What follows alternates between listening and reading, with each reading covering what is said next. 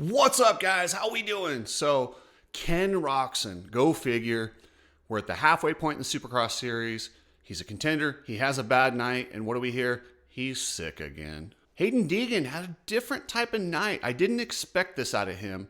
I'll explain that. He also showed a bit of immaturity, and he also showed a racecraft that is above his years. And Seth Hammacker in this dismal year for Pro Circuit and Mitch Payton, boy, he's a shining star, and I'm really high on Seth Hammacker in his future. Last month for Nano Extreme Samples, this stuff is amazing. It has helped me with pain, and I'm sure it will help you guys.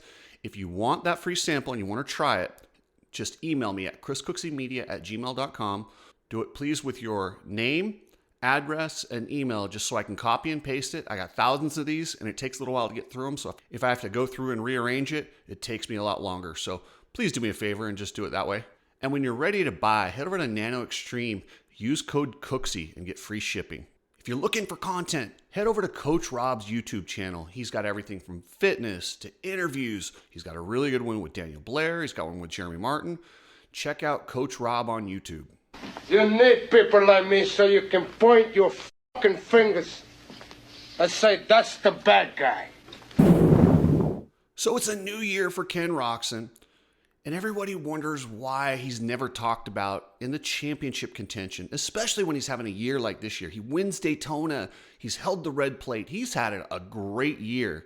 Well, then he has this race at Indianapolis. He gets caught up in the first turn, flounders around, and ends up getting a not-so-good finish. I think he was 7th. And in this field, that's not that bad of a finish, especially on a track like that. It's not that big of a deal. He's 26 points out of the lead, and the way he's been riding, that's not an issue, except he's sick again. Every single year, Ken Roczen goes through this fatigue, blood issues, all sorts of weird stuff with him. Same Ken Roczen every single year. This is why he's never talked about when it comes to championship, because we all know at some point in the season he's going to have a bad round, and maybe he is really sick, but he always leans on it. And I swear, this guy, he has a hard time just saying, I had a bad night, and maybe the energy wasn't there. Some days it's just not as good as it normally is. But I also know when you have like a chronic fatigue or any of these types of issues where you have, struggles with your energy levels, the worst thing you can do is let your mind get into it and say, oh, I'm sick, and like drag you down. I take cancer patients, for example. They say the best medicine for cancer patients is their mind. And that's the same thing with chronic fatigue. Yes, you need rest. Yes, there's a physiological element to this, but there's also a mental element. Every time you repeat it and tell people how tired you are, your body makes yourself more tired. What Ken Roczen needs to do is suck it up and say, you know what? I don't care. I feel good. And if he needs to rest, take off some outdoor rounds. Supercross is his bread and butter. He's not going to win outdoors these days with his fatigue issues. There's no way I just don't see that happening. And I don't think he likes the outdoors as much. Supercross is where it's at. Suck it up. Tell yourself you're not tired and push through.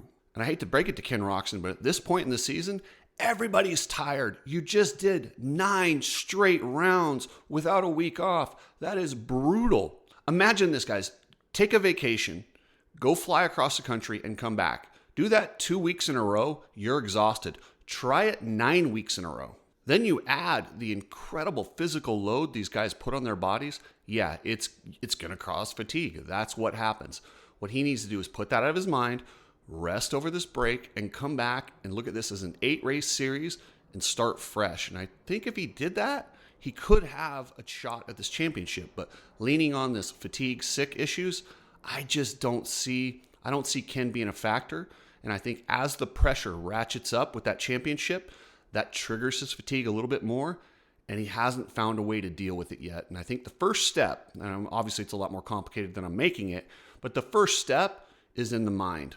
And I'm all for transparency with these guys and telling us what their issues are, but at the same time, for Ken's sake, he should probably stop doing that just because it puts it in his mind, makes him feel worse, and causes the problems.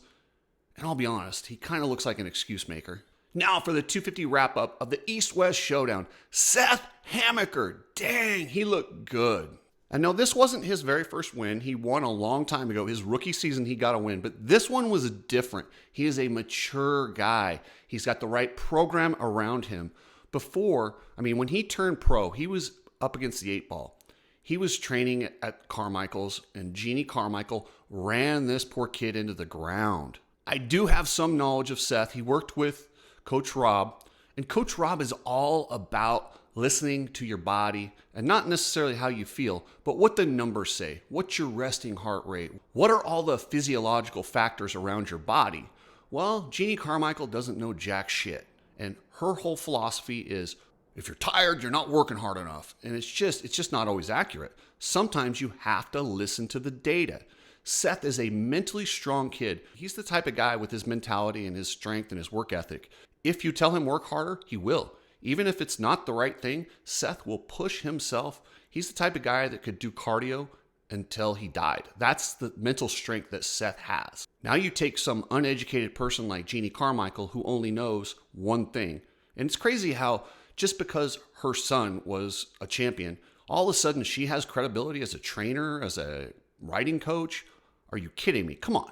Jeanie Carmichael doesn't know much. She might know a little bit about a little, but she does not understand physiology like Coach Rob. She doesn't understand riding or racing like anyone who's ever done it. All she knows is yell, scream, and work harder. But let's not forget, Ricky was a human science experiment, allegedly.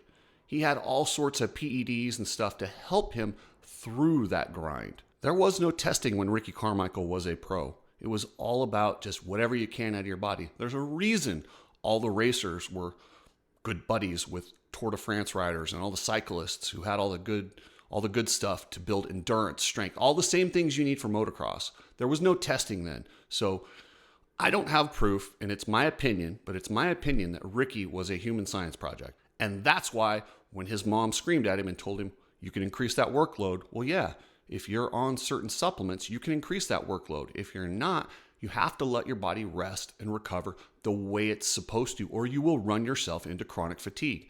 And that's exactly what happened to Seth Hammacker when he turned pro. He was ran into the ground by Jeanie and advised by Carmichael's man friend, manager, knucklehead JH, and they left Coach Rob and started just grind, and they ran this poor kid into the ground.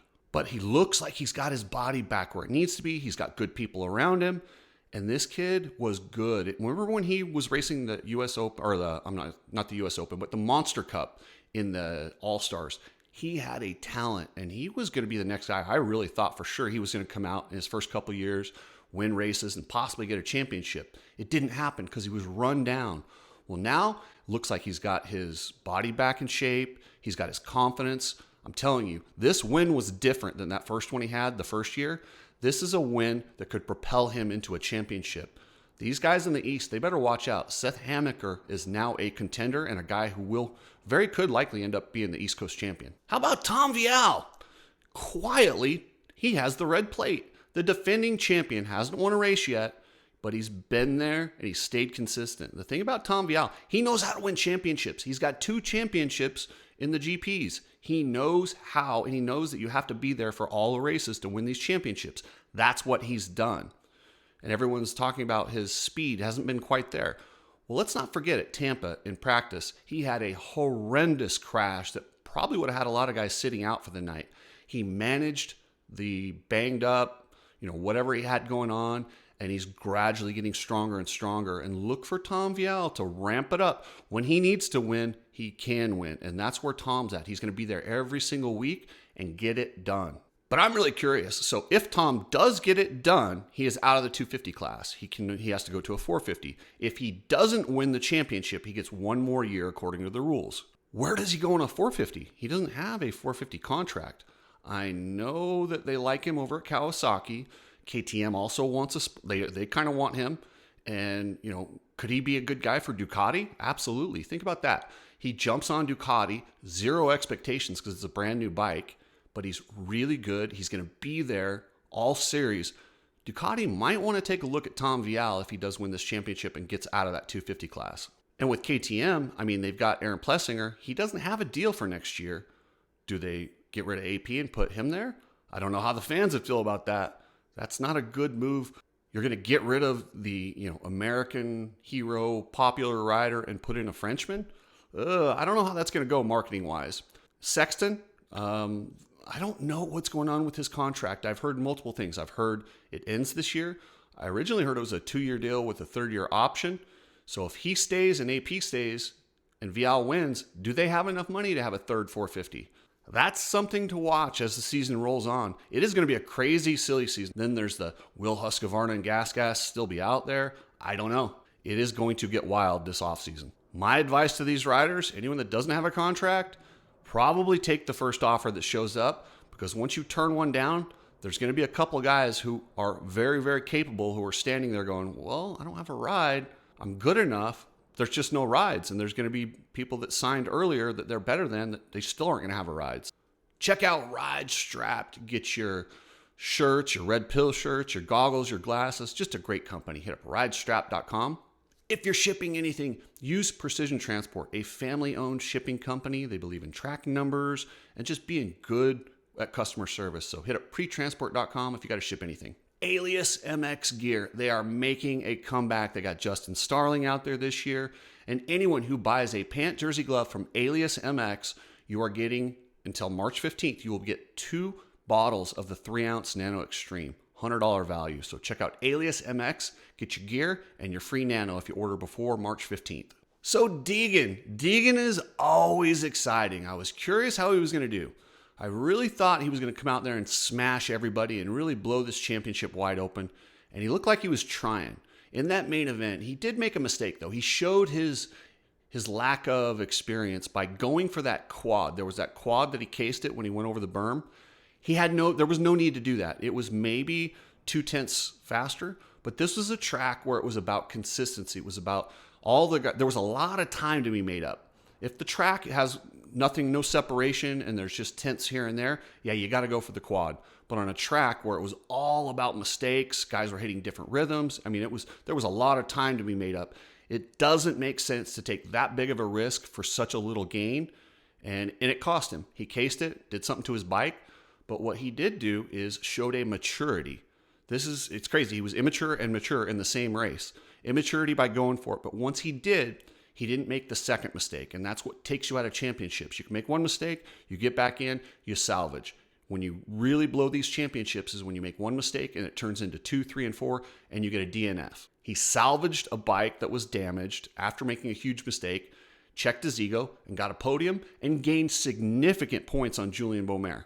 Beaumer is struggling. He's got that dislocated shoulder from Arlington. Soft dirt is not his specialty. He is definitely behind the 8 ball. This is Deegan's championship right here. As long as he doesn't do anything stupid and make 2, 3 mistakes and get a DNF, he's likely to become your West Coast champion. Back to that East, you got Seth Hammacker, RJ Hampshire is also there, and Tom Vial.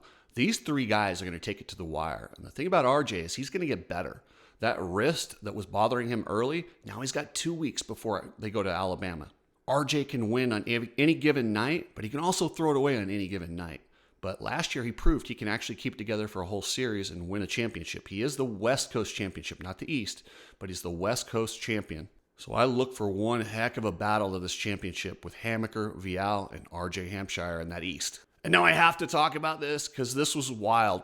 And I forget which heat race it was, first or second, but Jet Reynolds and Hunter Yoder, they're battling for the final transfer spot. And those transfer spots out of the heat races are extremely valuable in the showdowns because you do not want to go to an LCQ with both East and West high quality guys in there. It is very hard to qualify out of the LCQ in an East-West showdown. Jet knew this and he did not want to go there. And he came in, and I don't think he does a lot of rough riding and he doesn't do a lot of takeout moves. This is what happens when there's desperation. And he went in there. This is a classic, I call him a pickup pass. You clean both you guys out, and whoever gets up first gets the spot. You know, they both held on and stayed in front of, or at least Jet stayed in front of Henry Miller, who was a good distance behind them. But man, that was brutal, but it was for the last transfer spot. So I'm going to cut Jet some slack, but Hunter Yoder definitely owes him one. And if Hunter gets him back, you got to take it because he owes you one. That was nasty. And speaking of that LCQ that nobody wants to be in, Austin Forkner, it is strange seeing this guy who's won so many races and been a contender almost every single year in that 250 class. But he had brain surgery last year. Brain surgery. That is major. That changes people. Hopefully he will get it all back but I don't know. He might not. I will say this. The fact that he had brain surgery and he's still racing, that's a win. And I'm glad he signed a 3-year deal. So Austin Forkner's going to have some money and he's going to have a couple years to develop. So good on Austin Forkner to take that money, take that 3-year deal. He's got some security at Triumph. And I think if he just makes it through the season healthy, I think he will continue to improve. And I've done a little bit of research, my Google doctor skills. And it seems like these brain injuries take a couple years to fully recover, to get all your reflexes back. It's almost like having a nerve injury where it takes forever, but it eventually usually all comes back, but it takes a while.